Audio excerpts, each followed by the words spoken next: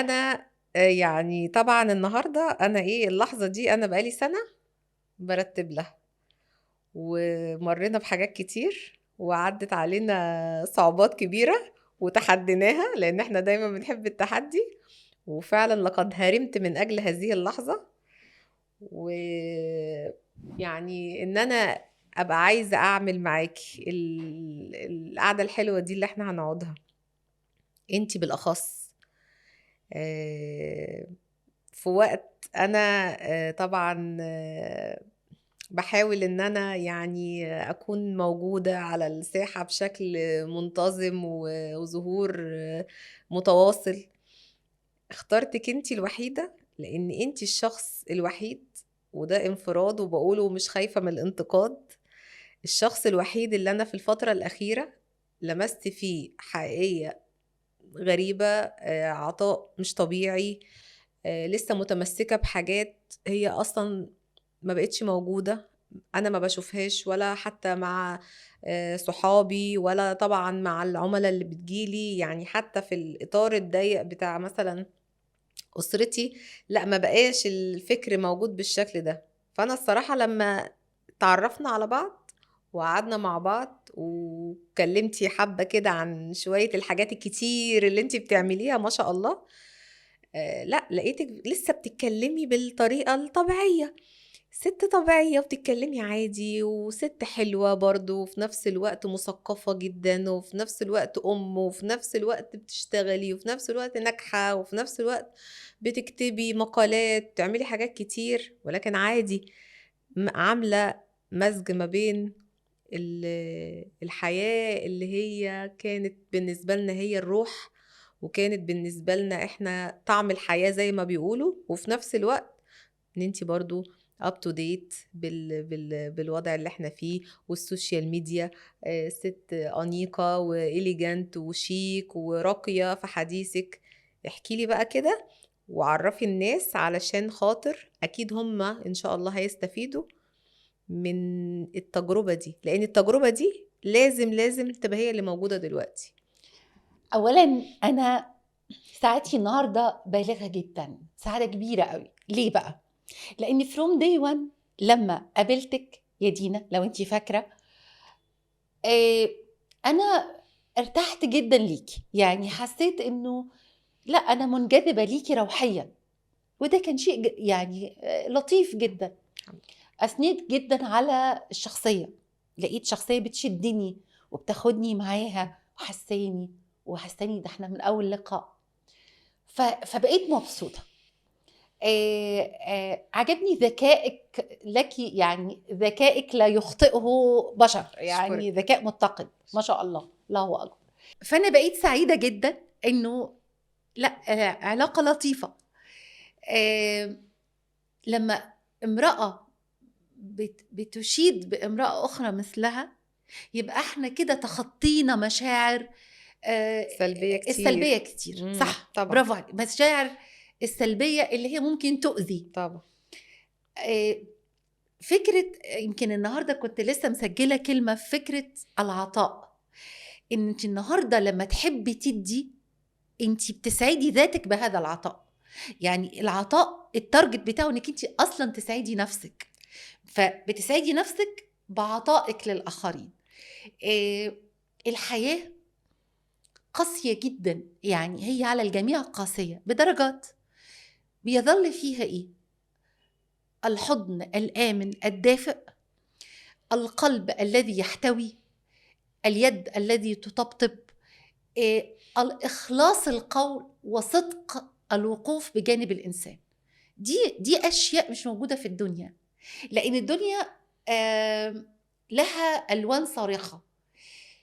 لو أنت ما قدرتيش تعرفي هذا اللون الصارخ هو حقيقي ولا هو فوتوشوب، هو حقيقي ولا زائف، هو حقيقي ولا ألوان هتروح مع أول عاصفة تقابليها في حياتك أو أول اختبار حقيقي. الناس اللي زيك يا دينا في الحياة ركائز للآخرين، بيشدوهم، بيثبتوهم، بيخلوهم متوازنين. ف أؤمن أن الصديق هو طبيبك النفسي. يعني الصديق أو الصديقة يعني هو طبيبك النفسي. هو الشخص اللي بترفعي سماعة التليفون تكلمي معاه وتقولي لها أنا متضايقة من كذا كذا، أنا خذلت النهاردة من كذا، ابني ضايقني في كذا، زوجي ضايقني في كذا، جارتي ضايقتني. يعني هي يعني أسفنجة كبيرة قوي قوي، سبونشة كبيرة قوي قوي، بتاخد منك كل ما يضايقك في الحياة. فبتقفلي معاها من التليفون أو بتروحي من المقابلة انتي حاسة بمشاعر ارتياح. هو ده الرزق الحقيقي للإنسان، ده حقيقي. إنه يلاقي الحب الحقيقي في حياته. مش شرط بين رجل وامرأة، ممكن تبقى ما بين صديقة وصديقتها، بين أخت وأختها، بين أب وابنه، بين أم وبنتها. المهم أن يكون صادقا. طب انتي يا علا اتعاملتي معايا بشكلين، شكل الصديقة وشكل اللايف كوتش. هل انتي لقيتي حاجة تتعارض في الشخصيتين؟ يعني هل انتي مثلا كنتي متوقعة ان الكوتش ده لازم مثلا يكون شخص ما بيزعلش خالص، ما بيتضايقش خالص، ما بيحسش بآلام الآخرين، ولكن هو شخص بيحاول يدي تيبس وتريكس ويعالج بعض الأفكار المشوشة جوه الناس فقط؟ لأن أنا أوقات لما مثلا بتضايق الاقي ناس تيجي تقول لي ايه، بس انتي لايف كوتش، هو يعني ايه اصلا ان انتي تكوني متضايقه؟ هو انتي ينفع تكوني متضايقه؟ اللايف كوتش المفروض ما يزعلش. هو انتي مش عارفه تعالجي نفسك؟ هو انتي بتعرفي تعالجي الناس ومش عارفه نفسك؟ يعني او مش عارفه تفيدي نفسك او تقولي لنفسك حاجات تخليكي انتي مش متضايقه او زعلانه؟ فانتي تعاملتي مع الاتنين. انا طبعا بشوف ان الدكتور الجراح لما بيتعرض لإصابة بيروح لجراح تاني. طبعا.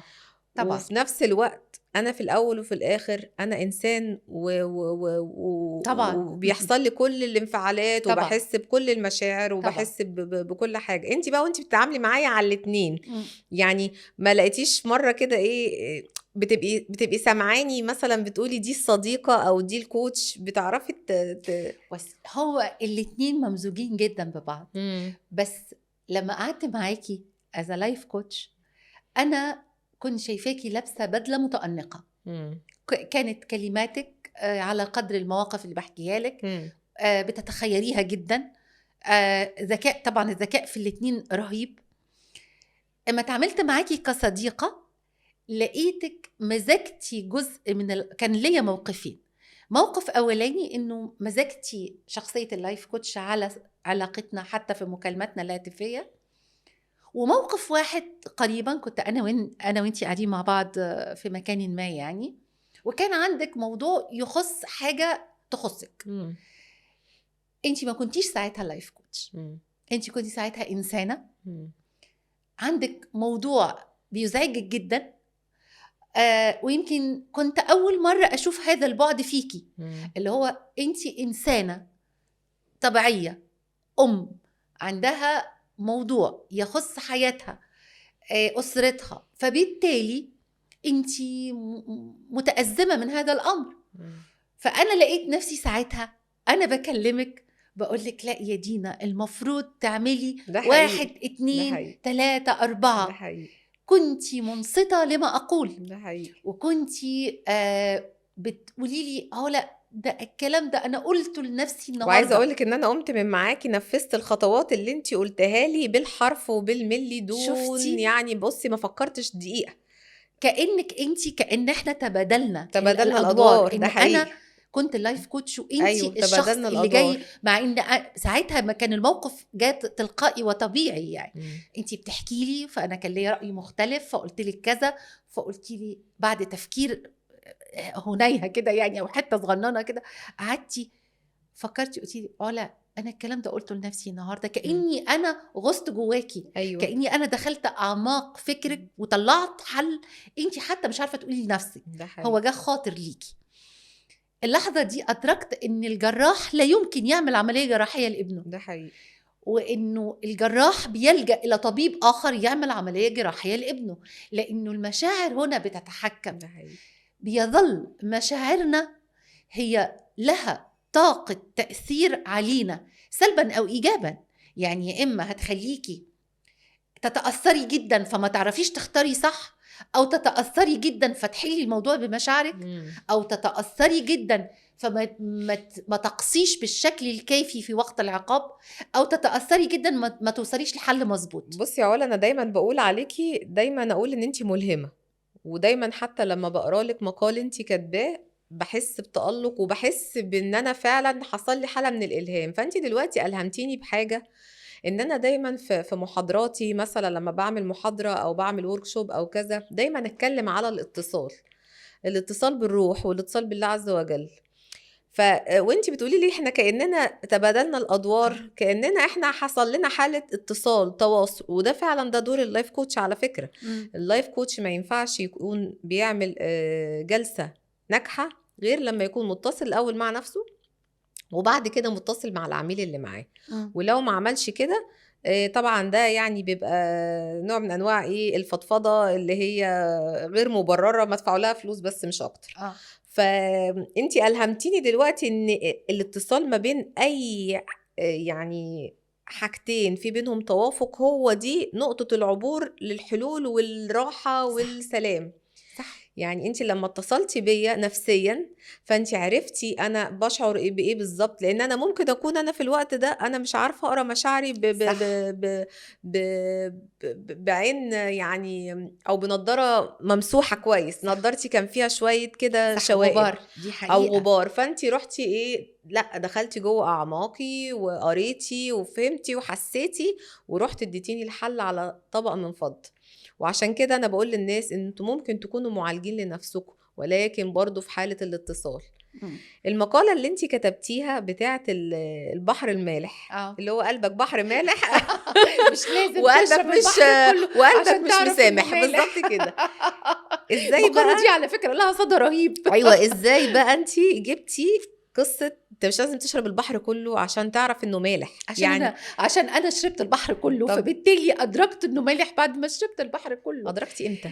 ادركت امتى انه بصي يا دينا، لازم يعني كثرة العطاء بتفقد قيمته.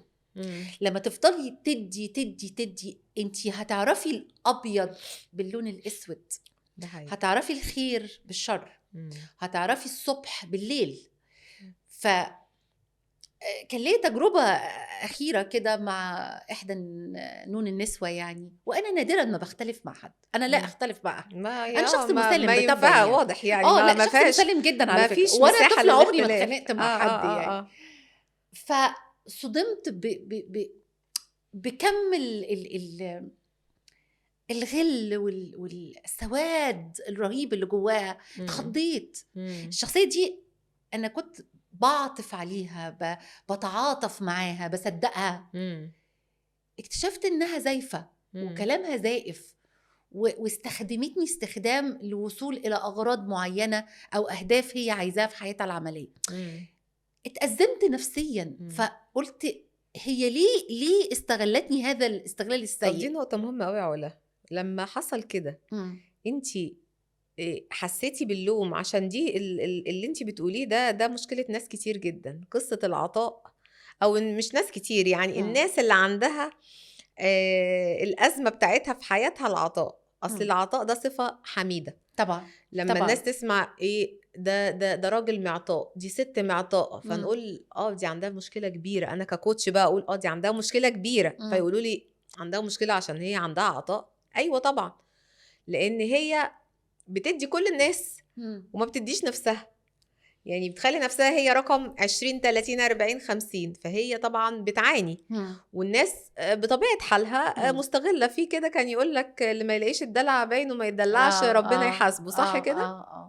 لما انت حصل لك اللقطة بتاعت ان انت اخلصتي في العطاء او اخلصت في الخدمة، او في الخدمة في العطاء، وفي المحبة وكذا، وكنت يعني كنت بحسها انا عايزه اساعدها. مثلا من ضمن الاحاسيس اللي كانت عندي ان انا عايزه ابسطها. طبيعي. فلو عامله اكله حلوه اقول لها تعالي كلي معايا. طبيعي. خارجه خروجه حلوه مع جروب اقول لها تعالي اعرفك على الناس. طبيعي.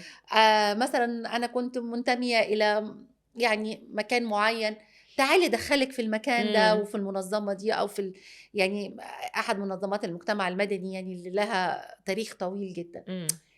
إيه ده؟ يعني كنت معاها عطاء مفرط. طب هي ليه كان عندها حتة الغل دي مني مع إني ما أثرتش ده بأي شكل؟ بالعكس كنت إمم. بحنو عليها، كنت بسأل عليها. لقيت، عارفة لما يبقى يسقط القناع. إمم. أنا لدرجة إن أنا قلت غدا سيسقط كل اللي بيكلمني يقول لي مثلا إنها عايزة تصالحك أو أيوه. هي عايزة تقعد معاكي، أو أقول لهم غدا سيسقط القناع.